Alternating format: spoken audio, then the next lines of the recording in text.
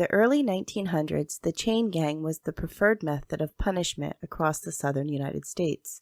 In this video, we will hear of the horrors Winfred Rembert had to face during the 7 years he spent on the chain.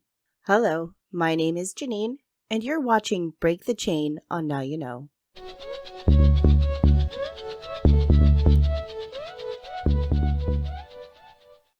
The chain gang was a group of inmates who were subjected to hard labor, either working in fields or on roads for the state they were incarcerated in. Most of the states that took part in this method claimed that it was good for the prisoners to be outside. They were in the sunshine, working, rather than being locked in a cell all day long. But that was far from the truth. Winfred Rembert was born November 22, 1945, in Cuthbert, Georgia. During the civil rights protest in 1965, a fight broke out between the white civilians and the black protesters. Winfred was among them. He started being chased by two men, and he was in fear of his life, and at that point he noticed keys in a car. So he stole the car, and he was later apprehended and held in the county jail for 2 years without bail or even a trial. While in jail, Winfred did whatever he could to resist the guards. Once he even clogged a toilet in his cell. It was then that a guard entered and proceeded to beat him. He said during the beating the guard started to pull his gun. Winfred feared for his life once again, so he lunged at the guard, grabbing the gun, and was able to escape the jail. Once he was recaptured, he was stripped down naked and hung upside down on a tree. I will not be going into detail about what they did to him there, but luckily he was eventually cut down, and he was taken to the Georgia State prison system, where he would spend the next 7 years of his life. Being part of the chain gang meant that you were shackled to other prisoners in a line, where you were required to perform hard labor such as road construction, ditch digging, and farm work. The shackles caused many problems for the inmates. When they would rub the skin, sores would appear and blisters.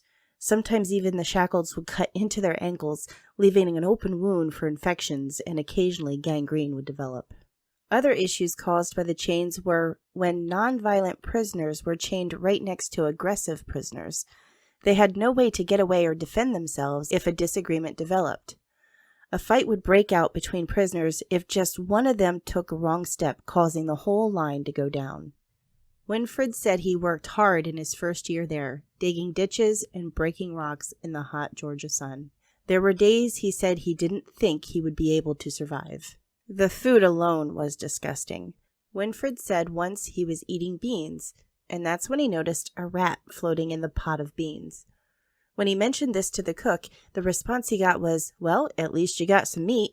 He also spoke about a dish they called shit on shingles. Now, I don't know if you're aware of this dish or not, but I was actually raised eating this and found it quite delicious.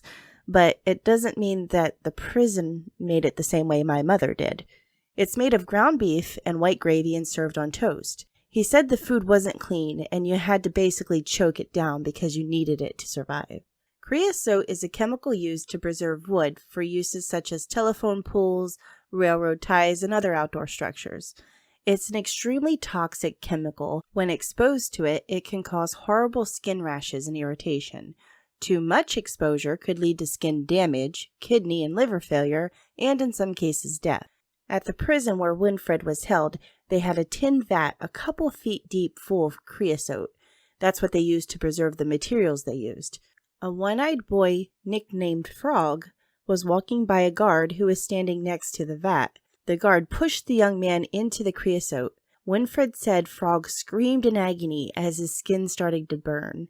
He said his skin was literally falling off of him. He did survive the ordeal, but was scarred all over his body from head to toe. As far as to why the guard pushed him, it was said that it was a way to control the other prisoners. If the other prisoners knew what happened to Frog, then the rest of them would stay in line and follow the rules, as to avoid other similar punishments. If that wasn't bad enough, there was always the sweat box. But before I explain the horribleness that was, do me a favor and hit the subscribe button. If you enjoy this video, I'll make more like it. If you don't, then let me know in the comments how I could improve it.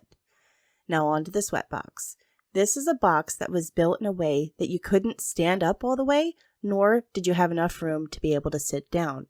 I can't even imagine this type of torture for even just a few minutes. But misbehaving prisoners would be put in the box for days at a time.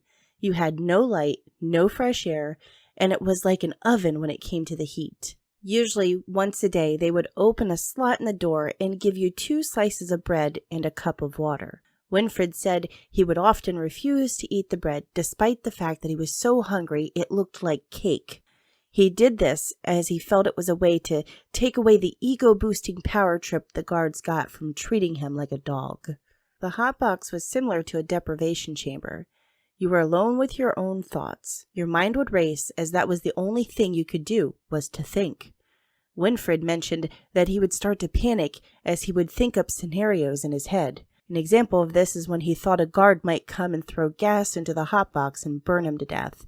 Of course, this didn't happen, and he never saw it happen before, but the box would induce fear, and your mind would just feed upon it. One thought I had about the sweat box was, what if you needed to use the restroom? Did they let you out for that? Well, Winfred answered that as well.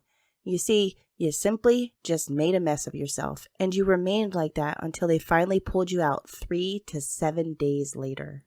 When working on the chain gang, in the winter time, you would get frostbite in your extremities as you were freezing all day long. In the summertime, you would pass out from the heat and exhaustion. If you didn't do what needed to be done correctly, the guards would hit you across the head with a nightstick. Oftentimes, you were out in public working, and when this happened, civilians would come by and they would make fun of you, and they would throw things at you, and it just truly was a horrible situation to be in. Now, Winfred wasn't the only person who came forward with his story about being on the chain gang. Robert Elliot Burns was sentenced to 6 to 10 years of hard labor for a robbery he was involved in 1921. Burns couldn't handle the endless labor, constant beatings, low-quality food, and horrible living arrangements. He needed to get out, so he had another inmate strike his shackles with a sledgehammer, causing them to become weak and loose. He then was able to escape when the guards thought he was on a 5-minute break. He made a life for himself in Chicago and even became the editor and publisher of a magazine company.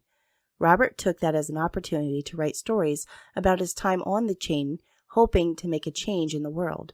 But unfortunately, due to an anonymous letter, he was apprehended again, and in 1929 he was sent back to Georgia to finish his sentence. After being rejected for parole several times, he finally decided he wasn't going to wait any longer. On September 4th, with the help of a farmer, he escaped again. He made his way to New Jersey, where he worked doing odd jobs and laying low, while writing a book called I Am a Fugitive from a Georgia Chain Gang. In 1932, Warner Brothers turned the book into a movie. Burns himself was a consultant on the set, and he was also forced to make public appearances, which caused him to be arrested for a 3rd time. With the release of his book and the movie, the public was primarily against him being sent back to prison. The governor of New Jersey refused to extradite him back to Georgia.